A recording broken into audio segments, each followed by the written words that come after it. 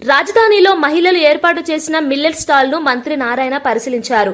CRDA ఆధ్వర్యంలో శిక్షణ పొందిన మహిళలు స్వయంగా తయారు చేసిన వంటకాలు, ఆరోగ్యకర మిల్లెట్ స్వీట్స్, హాట్స్, జ్యూసులు, లంచ్ బాక్స్ మెనూ వంటి పలు రకాల వంటకాలను మంత్రి దగ్గరగా పరిశీలించారు. ప్రత్యేకంగా మహిళలు తయారు చేసిన రాగి జావను మంత్రి నారాయణ స్వయంగా రుచి చూసి దాని రుచి, నాణ్యతను కొనియాడారు.